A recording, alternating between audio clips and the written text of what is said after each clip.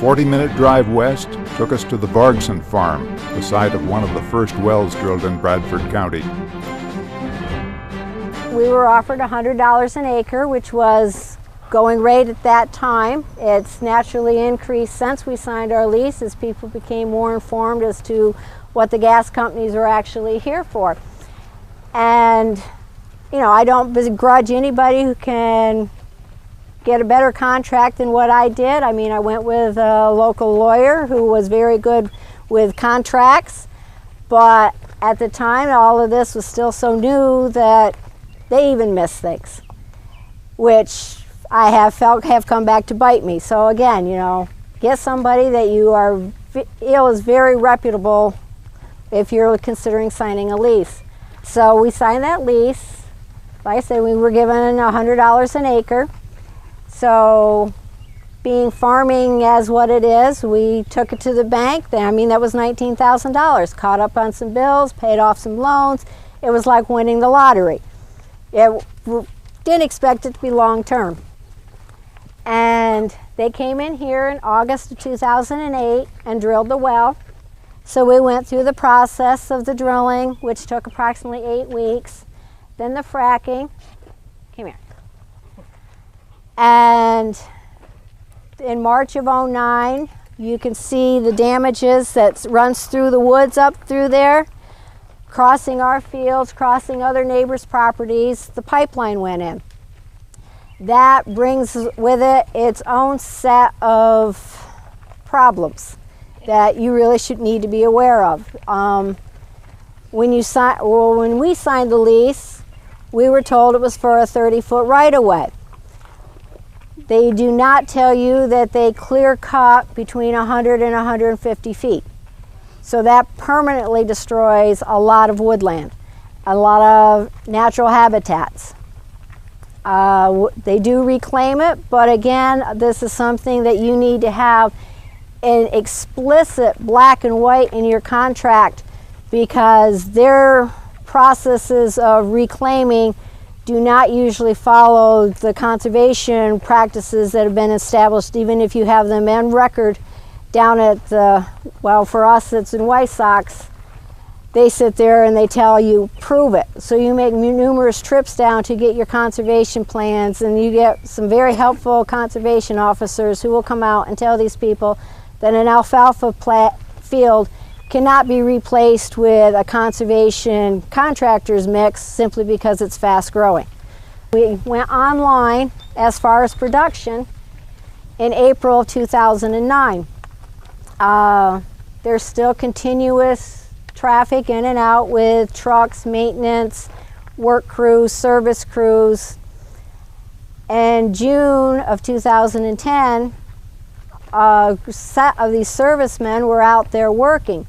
To this day, I can only tell you that through Chesapeake that they were doing maintenance work.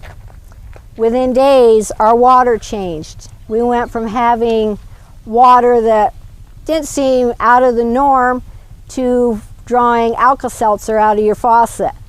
And so we called Chesapeake and they came in, and a little air monitor sent off all these bells and whistles within 3 to 5 seconds, and he determined that we had an excessive level of methane. DEP tested that 2 weeks later. It measured at 56.3 milligrams per liter. DEP also told me that over 3, you should have a vent system and a monitor in your house.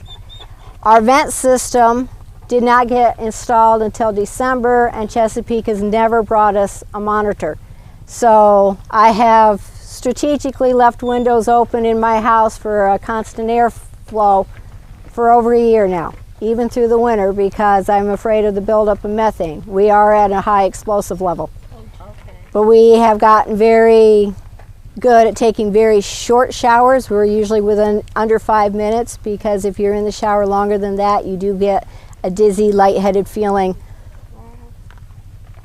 but nobody can explain why. I can often hold a standard kitchen match to my water, and like I said, it is unpredictable, but the methane randomly travels with the water, and sometimes it will light quite spectacularly.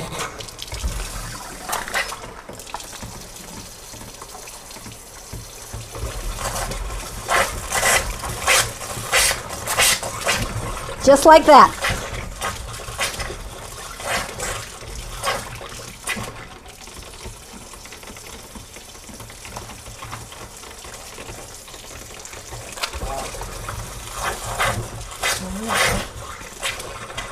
Now, Chesapeake is going to say, well, there's natural occurring methane in the wells already.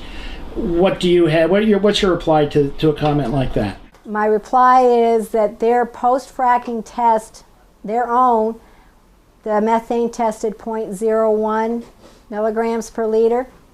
And since July of 2010, it has tested as high as 64 milligrams. So obviously something has changed.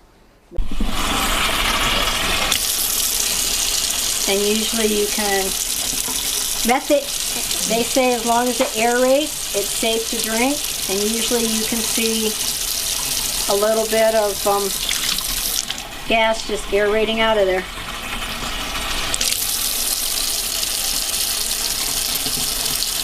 I don't know whether you can see it or not. Sometimes you have to hold it just right. Yep.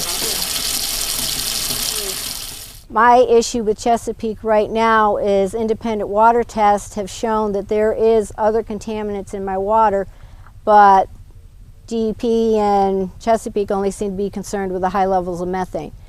We discovered back in November, because at that point we were boarding my daughter-in-law's horses, the water won't freeze. So, but nobody has determined what chemical cocktail is the cause of it.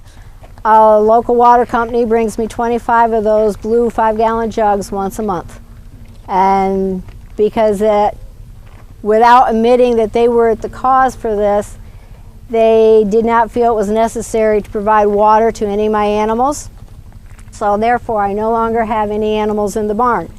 What animals we do have, we have a herd of 18 beef animals that are in the pasture across the road, because that way they have access to a spring-fed source, because the methane does seem to be a migratory problem. But again, Chesapeake won't admit that they had anything to do with it. We used to have, you know, like I said, dairy animals, we had hogs, we had my daughter-in-law's horses, the cats and the dogs, and I don't let any of them drink the water. So you've got this compressor back there with an access road that's being used by the gas company almost a weekly basis? Oh, daily. Daily basis, and you didn't sign on for any of this? Well, when we agreed to the access road being here, we were all given the impression that they were temporary. Again, this is a term I've learned that the gas company uses very vaguely. Temporary for me is not temporary for them. They're very friendly because they want something from you. They want your property. And they are willing to bend over backwards and answer what appears to be any of your questions. And I'm here today to tell you that for every question you think they answer, there's probably 10 of them they didn't. If you're not satisfied with the answer they give you, please ask somebody else, because I won't say the gas company will lie to you, but I'll tell you they withhold information. And they're not as upfront as they appear to be. Pretty intense. Yeah. You probably can't see anything. Wow. I can see the red glare. Well, I'll put it back on black and white then. Yeah. I'd love to send a copy of that to my representatives.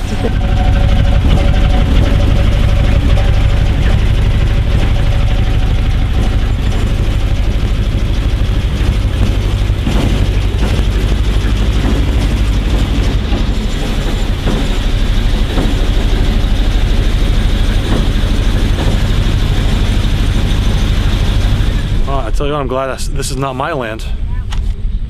The biggest thing is the amount of water that is used just in the fracking process, and then the rest of the gas extraction, and what that feedback does to our water supply. That's a huge concern and should be looked at. I mean, this is the collective good. This is the commonwealth. This is, you know, where people should be watching for each other, not just, you know, momentary monetary advantage. I just think it looks like it's a little more pervasive than I thought.